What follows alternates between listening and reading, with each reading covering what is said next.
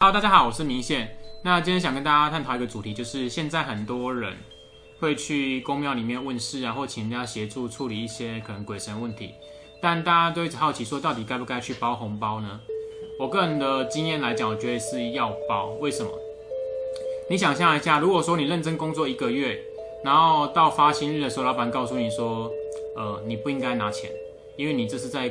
帮公司做事情，在做善事，累积你自己功德。那你想想看，一间大庙来讲，它要维持，它也需要一些营运的费用，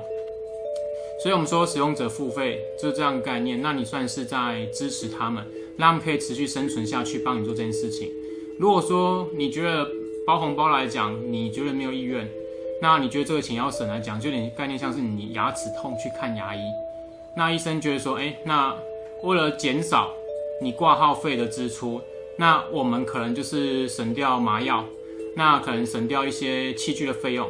那我们简单就喷酒精，用老虎钳就好了，然后帮你把牙齿拔掉，拔完之后排水，我们没有任何的消毒的设备，所以呢，这样子再沿用给下一个人使用。那一样的，我们既然说我们要去庙里面来讲，我们希望得到很好的服务啊，甚至说干净环境等等的，那势必我们也必须要有一些贡献。今天那个机身在帮你处理事情来讲，突然进驻了一个神明进入到身体里面去，就像一条裤子2个人穿的概念是一样，非常紧绷不舒服，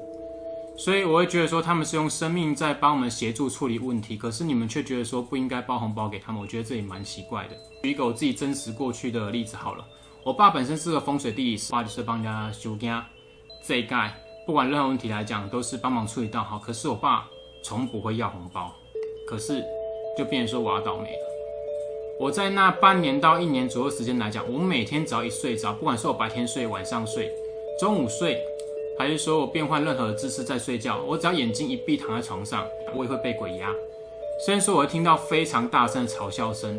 还有人在我旁边讲话，我也曾经就是梦到我在地府已经快走过那奈何桥了。是回来之后，我爸才愿意妥协，说去问我们家的主神。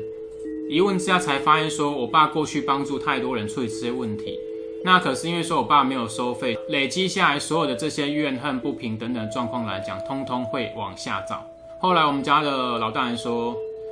如果像这种状况你要帮别人处理的话，一定要收红包，但是就是让对方随意的去包。所以我也希望说你们也可以去认可他人的努力，帮你解决这些状况。所以我觉得包个红包是必要的。